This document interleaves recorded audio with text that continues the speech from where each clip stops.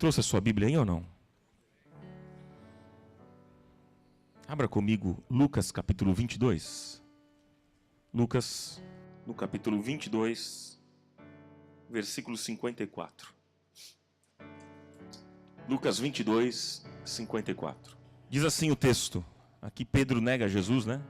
Então diz assim: então, prendendo-o, o levaram e o introduziram na casa do sumo sacerdote. E Pedro seguia-o de longe. E tendo eles acendido fogo no meio do pátio, e havendo-se sentado à roda, sentou-se Pedro entre eles. E uma criada, vendo-o sentado ao lume, fixou os olhos nele e disse: esse também estava com ele. Mas Pedro o negou, dizendo: mulher, eu não conheço. Daí a pouco, outro o viu e disse: tu também és um deles. Mas Pedro disse: homem, eu não sou. E tendo passado quase uma hora, outro afirmava, dizendo: certamente este também estava com ele, pois é galileu. Mas Pedro respondeu: homem, não sei o que dizes. E imediatamente, estando ele ainda a falar, cantou o galo. E virando-se o Senhor, olhou para Pedro, e Pedro lembrou-se da palavra do Senhor, como lhe havia dito: hoje, antes que o galo cante 3 vezes, me negarás. E havendo saído, Pedro chorou amargamente. Pedro chorou amargamente. Amém, meus irmãos. Até aqui a nossa leitura. Pai, em nome de Jesus, nós estamos aqui nesta noite, desejosos de ouvir a Tua voz. Fala ao nosso coração, Senhor. Desvenda os nossos olhos, Senhor. Oh, Pai amado, nós queremos Te ouvir. Pai, que nada possa impedir nessa noite a gente de Te ouvir. Porque nós, se ouvirmos uma só palavra do Senhor nessa noite, nossa vida será transformada totalmente. E é isso que nós desejamos. Nosso coração está aberto, receptivo para a Tua palavra. A nossa mente também. Oh, meu Deus, transforma-nos nessa noite. Essa é a nossa oração, em nome de Jesus. E todos digam amém. Amém, meus irmãos. Queridos, muitas pessoas enfrentaram grandes dificuldades na vida e pisaram na bola. E falharam. E cometeram erros. E essas pessoas que pecaram, que cometeram erros, elas querem saber se existe uma chance de um recomeço. Será que existe uma chance? Você acredita que existe uma chance para um recomeço para quem erra? Sim ou não, irmãos? Mas essa chance, esse novo momento, é pela dor ou pelo amor? Hein? Como é que seria essa nova chance? Pelo amor ou pela dor?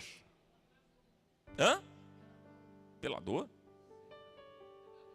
A dor tem mais poder que o amor?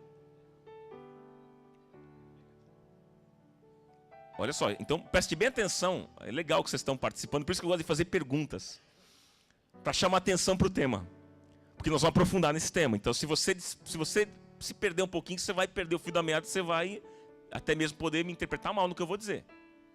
Então esteja bem ligado naquilo que Deus quer falar com a gente. Qual que é a melhor opção? É pelo amor ou pela dor?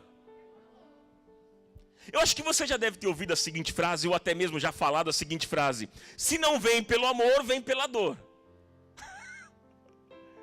Você já ouviu essa frase ou não? Quem é que já falou? Pode ser sincero, quem é que já falou? Diante de uma situação que você viu alguém, né? Às vezes um parente, um amigo, enfim, alguém que você conhece na igreja, você fala assim: esse camarada, se ele não vem por amor, ele vem pela dor. Não é ou não é? A gente já falou isso. Agora, parece, sabe o que, meus irmãos? Que essa frase, ela é dita com ar de satisfação. Como se fosse bom alguém vir com dor.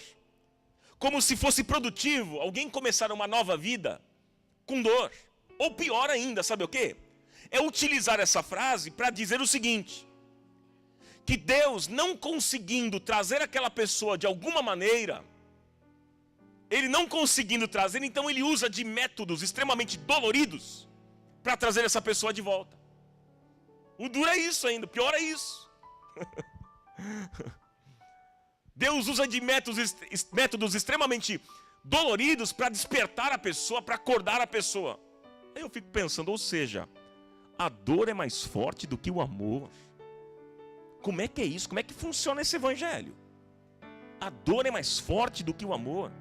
Irmãos, deixa eu dizer algumas coisas com vocês aqui nesta noite. Eu particularmente, não sei você, eu não consigo entender muito esse Deus que é desenhado por algumas facções do mundo religioso. Eu não consigo entender. Eu não gosto. E eu não consigo encaixar Jesus nesse Deus que sempre se utiliza de coisas ruins para produzir coisas boas. Eu não consigo entender isso. Porque é a Bíblia que diz, meus irmãos, que Deus é amor. O verdadeiro significado da palavra amor, queridos, é o Senhor. Ele é o verdadeiro amor. Deus é... A Bíblia diz que Deus é amor. Ele não tem apenas amor. A essência dele, ele é o próprio. Deus é amor. Então parece que para nós como cristãos, por vezes, irmãos, parece que é um pouco difícil a gente entender esse conceito de Deus como bondade. Parece que a gente tem dificuldade de entender um Deus que exala vida, que exala amor, que exala bondade, que exala generosidade. Talvez, eu não sei, talvez isso aconteça, por quê? Porque nós não conseguimos ter todas essas virtudes e todas essas características, então nós projetamos em Deus aquilo que nós somos. Ou seja, a gente não tem toda essa bondade, a gente não tem todo esse amor, então a gente acha que Deus não é assim também. A gente acha que Deus também é assim, como a gente. Parece, sabe o que, irmãos? Parece que é difícil para o ser humano deixar as pessoas assumirem os seus riscos dos seus atos livres. Alguém diz assim, por exemplo, essa pessoa ali está sofrendo. Aí o outro responde o seguinte: isso está acontecendo porque é a mão de Deus que está pesando. Quem é que já falou, ou então ouviu essa frase? É a mão de Deus que está pesando. Pode ser sincero. Quem é que já ouviu essa frase? Alguém está sofrendo. Ele está sofrendo, óbvio, é a mão de Deus. É castigo de Deus. É a mão de Deus. Quer dizer, é a mão de Deus que está pesando, irmãos. É a mão de Deus que está pesando. Na verdade, o que aconteceu é que aquela pessoa está sofrendo porque ela não pensou bem antes de fazer algumas coisas. Ela não refletiu, ela não pensou, ela tomou uma decisão errada na vida. Ela entrou por um caminho que ela não deveria entrar.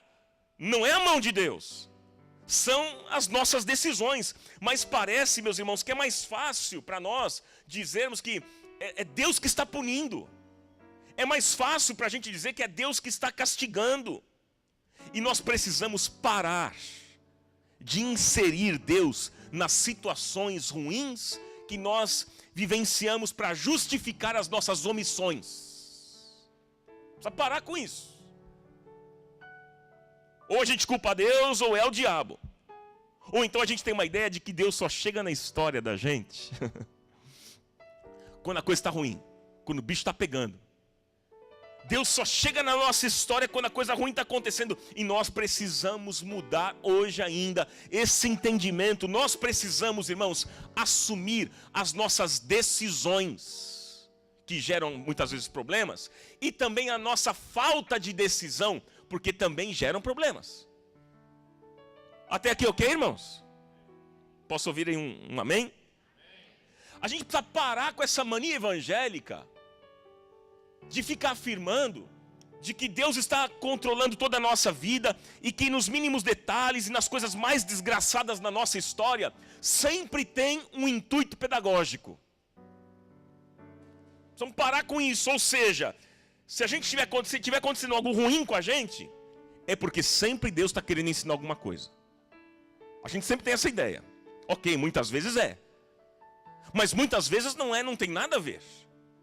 Por que eu estou dizendo isso? Sabe por quê, meu irmão e minha irmã? Porque se a gente der essa cara para Deus, nós estamos dizendo que Deus é o pior professor que existe. Quando a gente pensa assim, que tudo sempre tem um intuito pedagógico no nosso sofrimento, que Deus sempre está botando a mão. Então a gente está dizendo o seguinte, que Deus é o pior professor que existe. E é interessante, a pedagogia nos dias de hoje evoluiu, não evoluiu, irmãos? A pedagogia evoluiu. Eu vejo meus filhos lá no Brasil, como é que eles aprendem? Meus filhos aprendem com brincadeira, com joguinho, com filme, pintando. Seu filho também aprende assim? Hein? Sim ou não?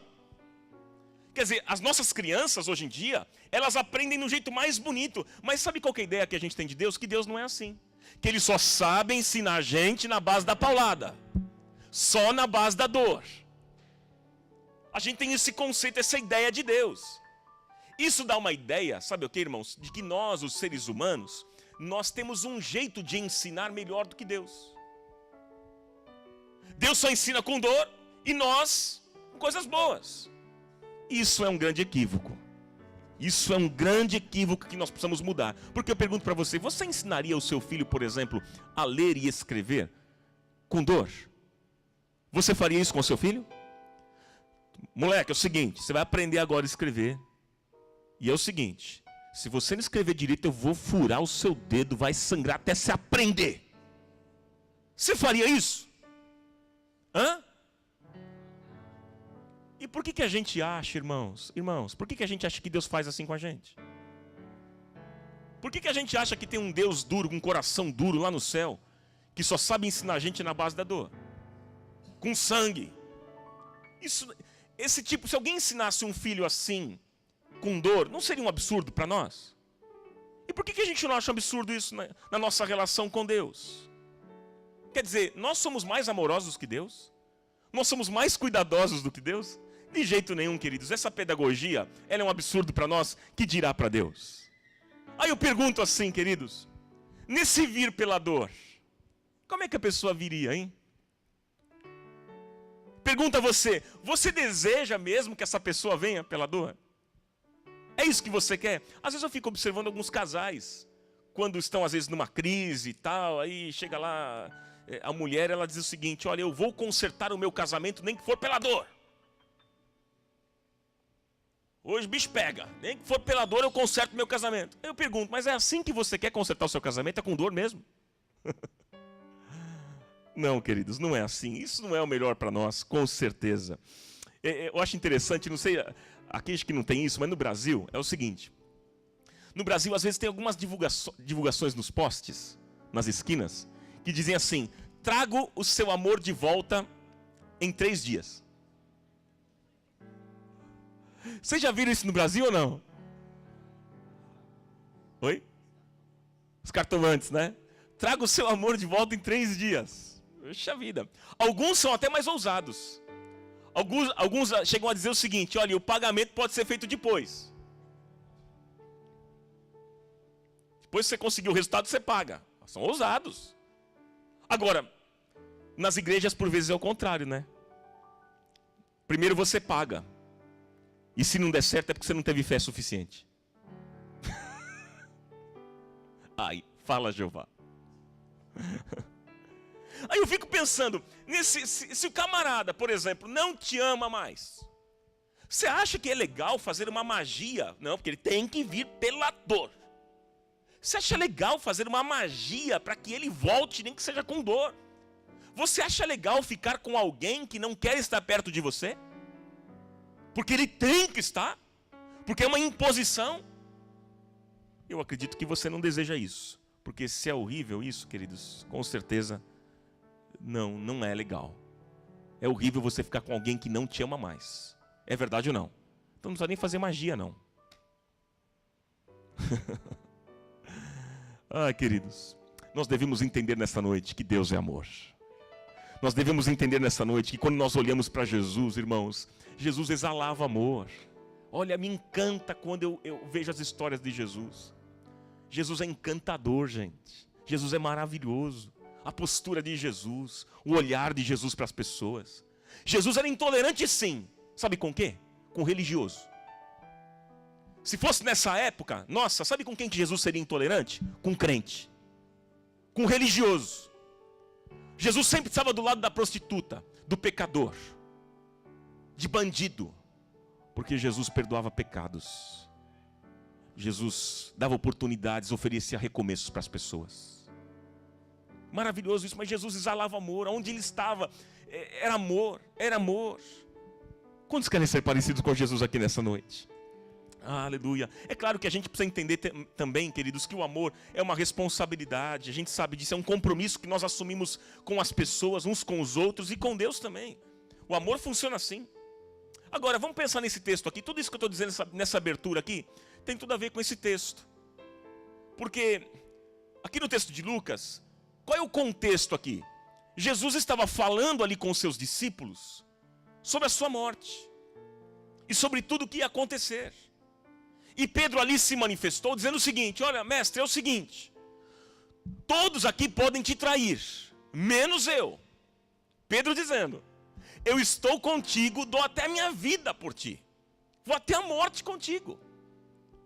E aí, queridos, Jesus conhecia o coração de Pedro e disse para Pedro: Pedro, para com isso. Pedro, para, Pedro, Pedro, para. Eu conheço muito bem você, Pedro, eu sei que não é nada disso e você vai me trair. E você vai me trair. E um pouco mais tarde, aí nós entramos aqui no trecho que a gente leu. Jesus é levado preso, Pedro foi abordado por algumas pessoas que diziam que ele fazia parte. Olha, esse aí faz parte do timinho de Jesus. Esse faz parte lá ali da equipe de Jesus. Esse aí é um deles. E aí a Bíblia diz que Pedro negou 3 vezes e o galo cantou. Pedro negou 3 vezes e o galo cantou. E aí, irmãos, a Bíblia fala que Jesus e Pedro trocaram olhares. E aí parece que a ficha caiu para Pedro do tamanho da bobagem que ele havia feito. Que bobagem, que erro que Pedro cometeu. Eu acho que naquele momento, por alguns segundos, deve ter passado na mente de Pedro: poxa, eu traí o meu melhor amigo. Deve ser horrível isso quando a gente trai nosso melhor amigo. Olha o sentimento. Se você já traiu alguém assim, você sabe o sentimento que é. E Pedro curtiu esse sentimento. Poxa vida, o meu melhor amigo, aquele que há pouco tempo eu estava dizendo que eu daria a minha vida por ele, agora eu traí esse meu amigo. Quer dizer, que tipo de amizade que eu tinha com ele? Pedro estava assim. Quer dizer, um pouco antes, ele havia se comprometido com Jesus, ele estava esbravejando amor, parceria, amizade, e depois ele estava negando tudo aquilo que ele havia dito, irmãos. Essa história de Pedro aqui, ela aponta para nós, irmãos, ela aponta erros, ela aponta acertos, ela aponta reflexões, frustrações, esperança, amor, mas ela também aponta recomeço, porque nós temos um Deus de recomeços. Diga aleluia. Então eu vou deixar 2 coisas para o seu coração aqui. 2. Vou falar sobre 2 erros de Pedro, que nós, durante a nossa caminhada na vida cristã, nós podemos cometer. Se é que não estamos cometendo. Há 2 erros aqui que nós podemos cometer. E eu vou falar sobre esses 2 erros que Pedro cometeu. O primeiro erro: Pedro havia abraçado uma espiritualidade de aparência. E nós podemos abraçar uma espiritualidade de aparência. Qual foi o primeiro erro de Pedro, irmãos? Desculpa, eu não ouvi. Ele havia abraçado o quê? Uma espiritualidade, irmãos, de aparência. Veja só. Pedro andava com Jesus.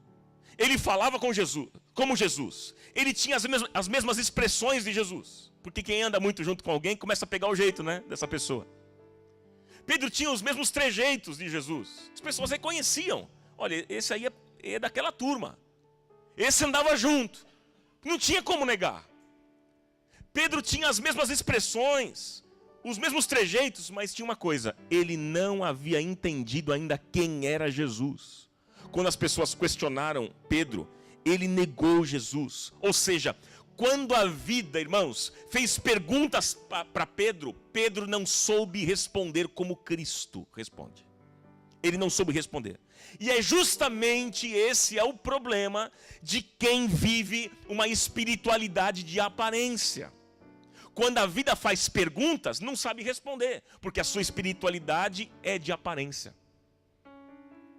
Eu não tenho dúvida aqui, irmãos, que todos nós aqui temos o desejo de termos uma vida cristã correta e decente.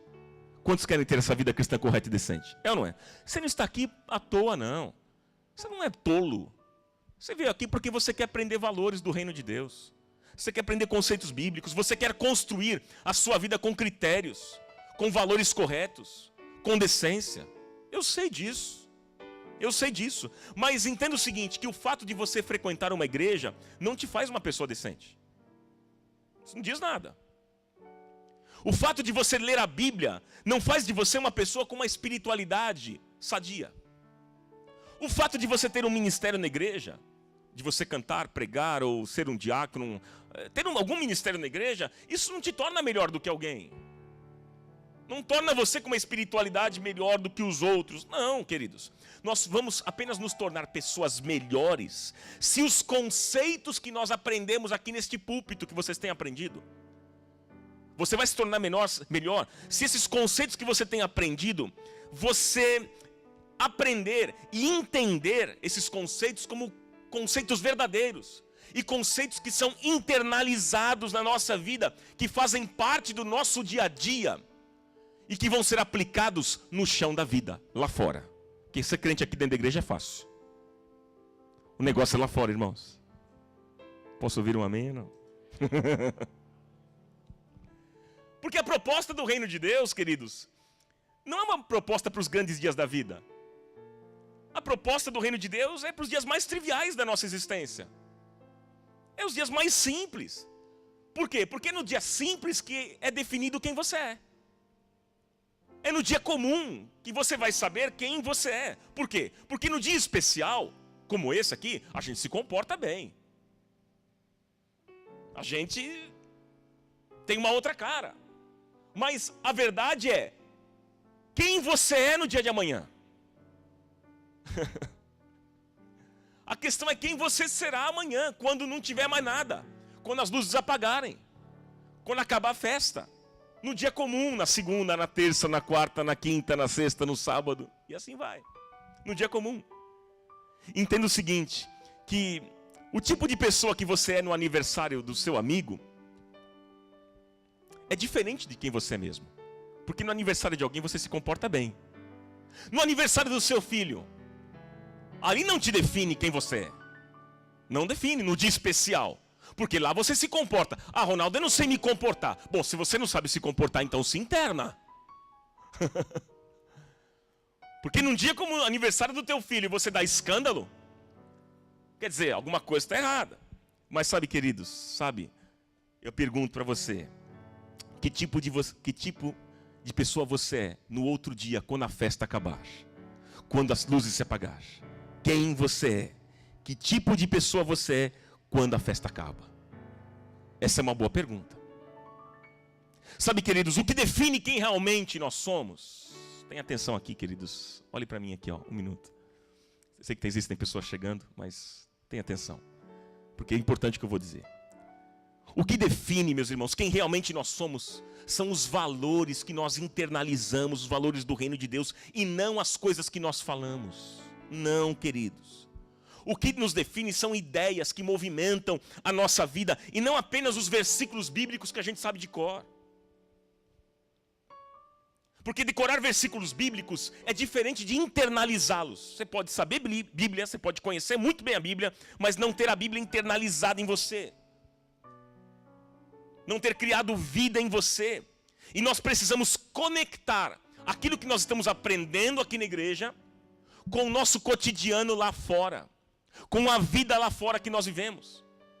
Veja bem a situação de Pedro. Pedro, ele sai de perto de Jesus, ele recebe uma pergunta, mas ele não sabe responder essa pergunta. Ele não sabe. Você vê que não se trata apenas aqui de uma negação de Pedro, como a gente pode pensar, mas se trata do fato de Pedro, ele não saber sobre nada do que significa uma vida com Deus. Ele não sabia. Ele havia decorado leis, ele havia decorado regras da religião, ele sabia de bons conceitos, ele conhecia a Bíblia, maravilhoso, como muitos de nós, mas ele ainda não havia aprendido a viver como Jesus vivia. Esse era o problema de Pedro, era uma espiritualidade de aparência. Enfim, irmãos, é quando a casa cai pra gente. É quando a casa cai que a gente descobre se a gente tem recursos interiores mesmo para viver com a casa que caiu. É quando tudo vem para baixo que a gente sabe se a gente vive uma espiritualidade estética ou interna mesmo. É como maquiagem dia de chuva, né? Uma mulher que vai toda maquiada no meio da chuva, o que acontece com a maquiagem? Hein, irmãs? Borra tudo. É como isso, fica feio, é horrível, a gente sabe disso. Queridos, a questão em ser cristão não é se a casa vai cair ou não, porque a casa cai. Quando eu falo da casa cair, eu falo de problemas da vida. Quantos aqui enfrentam problemas na vida? É mesmo? Puxa vida, então estou falando com o público certo. Porque a casa cai para todos nós. Então a questão em ser cristão não é se a casa cai ou não, porque a casa cair ou não é uma questão contingencial. Uma hora surge problema, uma hora surge dificuldade, uma hora surge doença, uma hora é uma perda, é o carro que bate, é um problema em casa, na família, é no trabalho e perde o emprego. É um problema que todos nós passamos. A gente sabe disso, mas a questão, queridos, a questão não é o que vai acontecer, mas é a atitude que você vai ter diante daquilo que aconteceu. É isso que faz diferença no reino de Deus, queridos. A questão não são os problemas que nós enfrentamos, mas é como nós enfrentamos os problemas. É isso que vai fazer a diferença, queridos. É saber viver com aquilo quando dá certo e saber viver quando dá errado. Tem gente que não sabe viver nem quando dá certo, que dirá quando tem um problema na vida. Triste isso. Mas qual foi o primeiro erro de Pedro, irmãos? Ele vivia uma espiritualidade de aparência. Por isso que ele fracassou. E é isso. Esse erro a gente pode incorrer na nossa caminhada cristã. Olha o segundo erro de Pedro, irmãos. O segundo erro de Pedro é o seguinte: ele utilizou expressões religiosas e frases de efeito que não serviam para nada. Pedro utilizou expressões religiosas e frases de efeito que não serviam para nada. Você veja aqui no versículo 33, Pedro está dizendo para Jesus: olha, mestre, eu estou pronto para ir contigo, tanto para a prisão e para a morte também. Olha que linda essa frase. Olha, eu morro por você. Você imaginou a tua esposa chegar para você, meu irmão, e falar isso? Olha, eu morro no seu lugar. Hein? Ou então o marido falar para a esposa: olha, meu amor, fique tranquilo, eu dou minha vida por você. Se alguém quiser te matar, eu entro na frente e me jogo. Aí a mulher fica toda apaixonada. Ai, que maravilha, príncipe encantado, que eu sempre pedi a Deus. Você imaginou só? Pedro foi assim. Ele disse: olha, Jesus, se alguém quiser pegar você, eu me jogo na frente. Eu dou minha vida, primeiro eu. Eu morro por você. Ele gostava de frases de efeito. Você sabe que normalmente crente gosta de frases de efeito, né? Crente gosta de frases de efeito que não serve para nada, né? Crente gosta do tal do receba, né? Receba, receba. Crente gosta. Crente gosta de frases: está amarrado, queima Jeová. Às vezes a gente brinca, é verdade, né? Mas crente gosta de apoiar a sua fé nessas coisas. Receba e receba. Aí eu fico pensando assim, quando eu vejo alguém construindo a sua vida cristã no tal do receba, eu fico pensando o seguinte: a vida de alguém se define com o outro dizendo receba? A sua vida é definida, meu irmão, com o fato de eu chegar aqui na frente e dizer assim: receba, receba. Isso define você? Você pode responder sim ou não? Não, não. Então cuidado, meu irmão, para a gente não entrar nesse esquema de Pedro, de a gente construir de abraçar uma espiritualidade que é cheia de frase bonita, é cheia de frase de efeito, mas que não serve para nada e que não traz sustentação para a nossa vida, queridos. Deus está falando. Vamos ouvir aquilo que o Senhor está falando nessa noite. Quem tem ouvidos para ouvir, ouça. Cuidado, meu irmão, para você não ter respostas rápidas na ponta da língua, saber tanta coisa na ponta da língua e o coração estar podre. Cuidado, porque o que adianta a gente ter resposta para tudo, né? Uma respostinha clássica para todas as coisas, frases de efeito na ponta da língua, e a nossa vida toda quebrada e despedaçada. O que adianta isso? É melhor a gente ficar sem algumas respostas e pelo menos tentar tocar a nossa vida para frente, do que a gente ter todas as respostas, todas possíveis, na ponta da língua, e o nosso coração completamente despedaçado e podre. Isso é triste. Aí alguns vão dizer assim, mas Ronaldo, eu tenho mesmo que ter e saber a doutrina. Aleluia. Eu, como crente, preciso conhecer e saber doutrina. É verdade, mas tome muito cuidado para você não colocar a doutrina acima da vida. Cuidado com isso, irmão. Sabe por quê? Porque Deus não te deu doutrina, Deus te deu vida. O que é que Deus deu para a gente, irmãos? Vida. E como nós lemos ainda ontem, uma vida em abundância. É isso que Deus quer que a gente viva, uma vida em abundância. Então o presente que Deus deu a cada um de nós hoje, nessa noite, que a gente pode celebrar, é a vida. E o que nós precisamos fazer não é apenas saber doutrina, mas é principalmente, querido, saber viver. É valorizar a vida, é valorizar o nosso próximo, valorizar o outro, valorizar os dias, porque os dias são raros e são caros, irmãos. A gente precisa valorizar essas coisas. Pedro, irmãos, ele foi intenso nas palavras dele, ele foi intenso, mas quando a vida chama Pedro para uma atitude, vem Pedro, vem para uma atitude, Pedro, a vida chama ele não tinha resposta, ele não tinha nenhuma ação. Porque, sabe por quê, irmãos? Porque ainda ele não tinha entendido que o reino de Deus não era um lugar. O reino de Deus é um jeito de viver. Amém, meus irmãos? Então, cuidado para você não absorver uma espiritualidade que é cheia de frases de efeito, que vai ferir o teu coração, que vai criar um vazio dentro de você, que vai trazer tristeza para você, que não vai te fortalecer, que não vai te impulsionar, que não vai deixar você ser você mesmo. E esse tipo de espiritualidade é um perigo, porque uma das coisas boas da espiritualidade de Jesus, quantos querem aprender com a espiritualidade de Jesus? Sabe uma das coisas boas que a gente vê na espiritualidade de Jesus? É que a gente pode ser a gente mesmo. Diante de Jesus você não precisa usar máscara. Você pode ser você mesmo, você pode chorar, você pode sorrir. Porque tem gente que fala assim, não, crente não chora. Crente que é crente não chora. Parece aquelas frases que a gente vê, né, de efeito, né? Homem que é homem não chora, né? Homem que é homem não bebe água, toma solução de bateria. Homem que é homem não toma mel, come abelha. Você já ouviu essa frase ou não? E na igreja o que a gente fala? Crente que é crente não tem derrota. Crente que é crente não chora. Crente que é crente não pode se irritar. Crente que é crente não pode fazer pergunta. Eu já vi, por exemplo, gente falando assim, ó, você nunca diga para Deus por quê.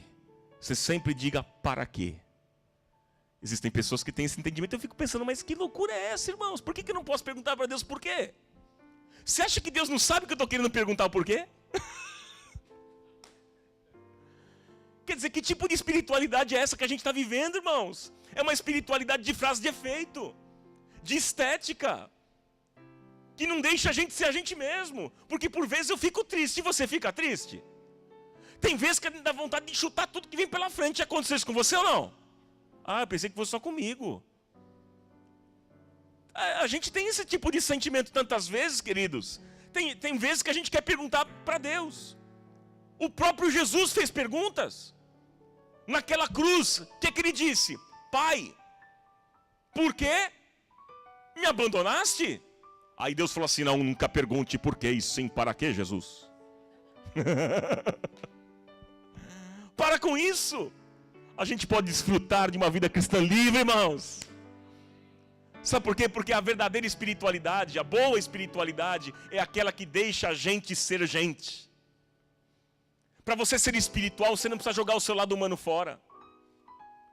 Você não precisa jogar a sua parte humana fora para você ser uma pessoa espiritual. Para você estar diante de Deus, você não precisa se portar como o anjo do Senhor. Como é que você vem para a igreja, irmão? Eu venho voando. As minhas asas estão lá fora me esperando. Você não precisa se portar de super-homem, fortão, né, o bonzão. Comigo não. Pecado. Uma vez um camarada falou assim, faz 6 meses que eu não peco. Ele disse que ele estava contente com ele mesmo, porque fazia 6 meses que ele não pecava. Ele já pecou. Porque a Bíblia fala o quê? Que aquele que diz que não comete pecado, já está cometendo. Quer dizer, ele falou que ele não comete pecado, então... Sabe por quê? Porque as pessoas têm uma ideia de que pecado é só no aspecto sexual, né? É roubar, é matar, é essas coisas. A Bíblia diz que se a gente deixa de fazer o bem, a gente já está cometendo pecado. Fala, Jeová. Queridos, a boa espiritualidade, a verdadeira espiritualidade não precisa ficar posando de todo poderoso. Não, queridos, que não tem problema na vida, porque crente não gosta de falar de problema. Não fala em problema porque atrai. Está cheio de crente supersticioso dentro da igreja, irmãos. Que negócio é esse? Que evangelho que a gente está vivendo? Não fale de coisas negativas porque atrai. Sai para lá. Aleluia. Dá um aleluia para ficar espiritual, né? Para com isso. Porque a boa espiritualidade, você não precisa ficar posando de todo poderoso, que não tem problema na vida, que é todo certinho. Mas a verdadeira espiritualidade é aquela que segue a Jesus, que foi gente como a gente foi. Jesus foi gente como nós, que sofreu e que enfrentou os dramas da vida e encarou, teve que encarar a vida como a vida é, irmãos. Assim foi Jesus. A proposta da vida cristã é a gente viver com fé. O justo viverá pela fé, o justo viverá. Então, a proposta da vida cristã é claro que a gente viver com fé, mas não é um tipo de fé que faz a gente vencer toda hora. Não é isso, queridos. Não é esse tipo de fé. Porque fé, meus irmãos, fé não é vencer. Fé é continuar. O que é a fé? É continuar. Continuar o quê? Você pergunta para mim. É continuar tentando. Poxa, não deu certo. Vamos de novo. Eu tenho fé. Eu vou melhorar em nome de Jesus. Eu vou continuar tentando porque eu creio que a obra que o Senhor começou na minha vida, Ele vai aperfeiçoar até a volta de Cristo Jesus. Isso é viver pela fé, irmãos. Todos nós. É continuar batalhando pela vida. Fé, meus irmãos, em Jesus é viver como Jesus. E quando a gente olha para a vida de Jesus, a gente chega a uma conclusão de que a gente não vai vencer sempre. Ah, mas eu sou crente, já entreguei minha vida a Jesus, eu sou dizimista. Irmão, eu tenho uma notícia para te dar, muito pé no chão. Você vai enfrentar problema. Mesmo sendo dizimista, sendo ofertante, orando, jejuando, fazendo o que for, sendo o melhor crente do mundo, você vai enfrentar problemas, você não vai vencer sempre. Você não vai passar a vida rindo.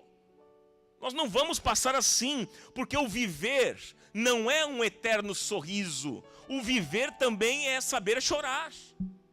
A gente chora nessa vida, porque a gente pensa o seguinte, que quem ri de tudo é feliz. Mas quem ri de tudo não é feliz, é desesperado.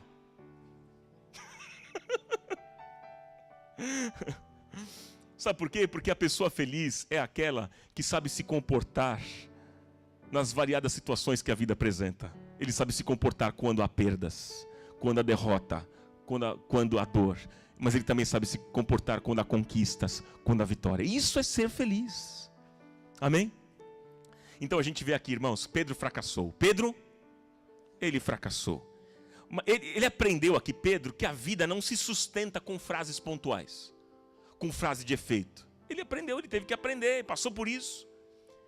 Pedro havia declarado amor por Jesus, mas ele nega Jesus. E aí a história conta o seguinte, que Jesus, ele foi crucificado, ele morreu, mas ele ressuscitou. E aí, meus irmãos, eu quero caminhar para o final agora, dizendo do novo encontro de Jesus com Pedro, que é maravilhoso. Jesus se encontra com Pedro de novo. Quer dizer, a última vez foi aquela tristeza, aquela dor, porque ele havia negado o amigo. Ele traiu o próprio amigo. Ele traiu Jesus. Mas agora Jesus tem um novo encontro, depois da morte, Jesus ressuscitou e ele vem para Pedro. Lá em João, você não precisa abrir não, em João no capítulo 21, irmãos. E aí, Jesus pergunta para Pedro, Pedro, tu me amas? Pedro, tu me amas? E Pedro respondeu, sim, eu te amo. E Jesus perguntou de novo, a segunda vez, Pedro, tu me amas? Ele respondeu, eu te amo. Pedro, tu me amas pela terceira vez? E ele disse, mestre, tu sabes que eu te amo. Tu sabes que eu te amo. E aí Jesus diz em outras palavras, Jesus diz assim, então Pedro, se você me ama, dê movimento àquilo que você está falando. Dê movimento àquilo que você diz. Tira essas letras bonitas do papel e coloque esses valores que você diz que tem, coloca na vida. Jesus propôs isso para Pedro, isso é maravilhoso, irmãos.